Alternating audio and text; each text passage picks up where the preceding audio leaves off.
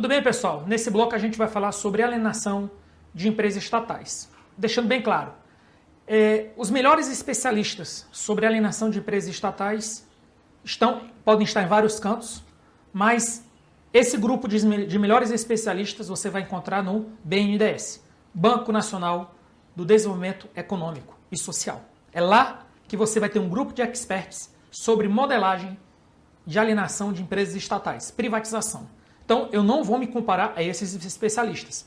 Eu apenas vou passar algumas ideias, algumas lições aprendidas em função da minha experiência, para que sirva de alerta para servidores que no futuro vão enfrentar essa mesma situação e que vão ter que contar com experts para a tomada de decisão também. Então, vamos lá. Em que consiste essa medida? Trata-se de alienar a empresa estatal dos setores financeiro, de energia, saneamento e outros. Você vê que isso aqui é o que está na Lei Complementar 159 e é o que está no Plano Mansueto. Então, só voltando, você viu lá atrás, tanto na Lei Complementar quanto no Plano Mansueto, que um dos alvos, uma das metas, é a alienação de empresas estatais nesses setores, ok? E a expectativa? A expectativa é alienar a empresa por um valor superior ao book value. O que é o book value? É o patrimônio líquido livre.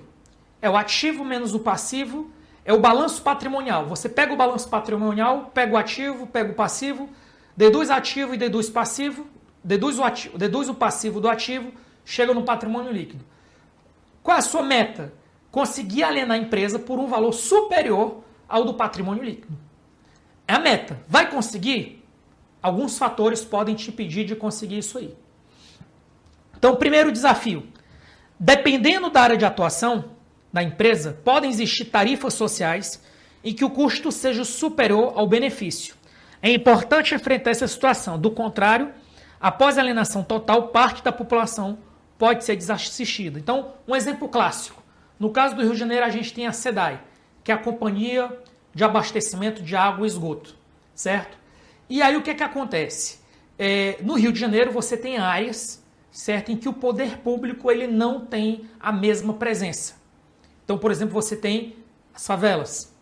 E aí, como funciona isso? Ou seja, você privatiza a empresa, a nova empresa pode achar por bem, olha, aquela área ali, ela só dá prejuízo. Eu não vou fornecer mais água para aquela área.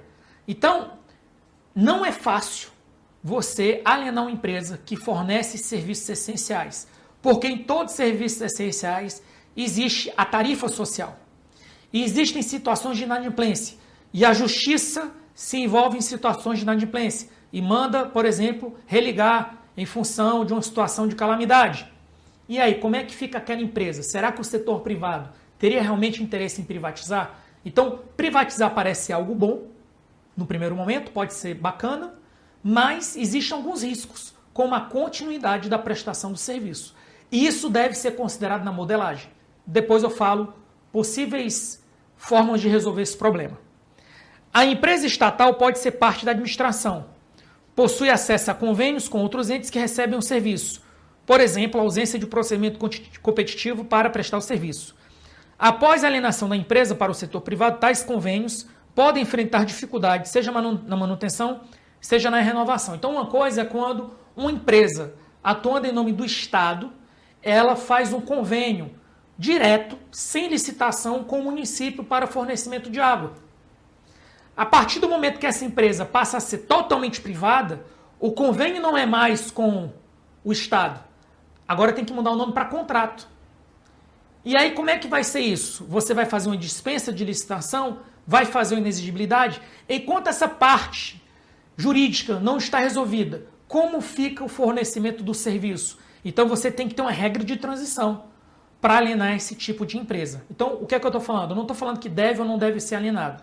Eu estou falando que essa modelagem do que pode ser vendido quando existe tarifa social, essa modelagem do que pode ser vendido quando, após a alienação, aquela empresa vai perder o status de ser o representante do Estado e vai entrar na vala comum em termos de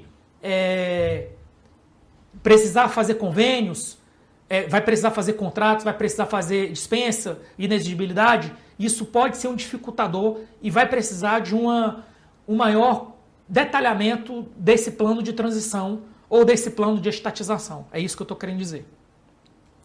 Um dos modelos de alienação pode consistir em fragmentar a empresa, de modo que o Estado permaneça com a parte carregada de tarifas sociais e o restante passa ao setor privado. Isso aqui é uma ideia que surgiu.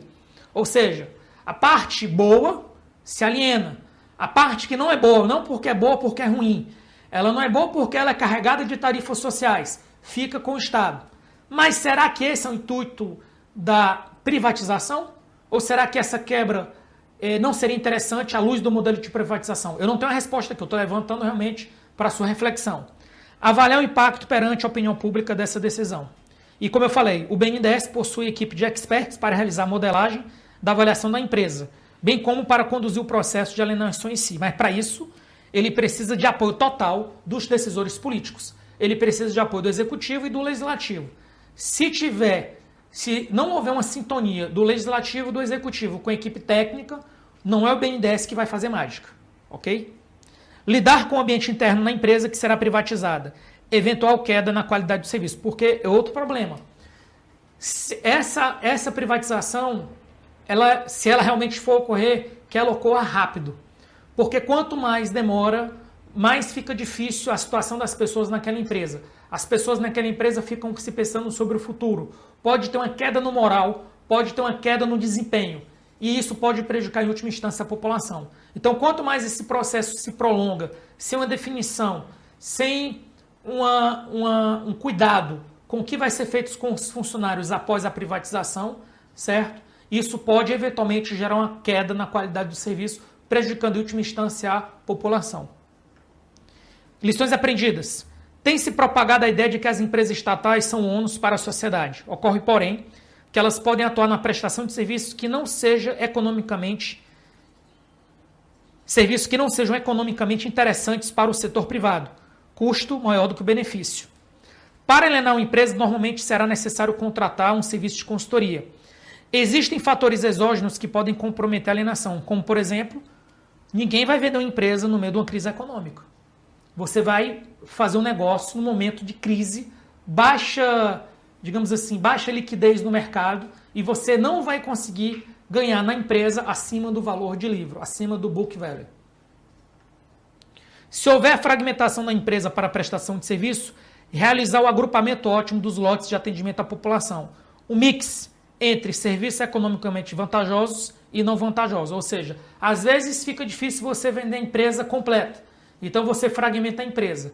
Mas se for para fragmentar a empresa e pensando na opinião pública e pensando no resultado da privatização, é interessante que a empresa que pegue um lote bom, ela também pegue um lote ruim.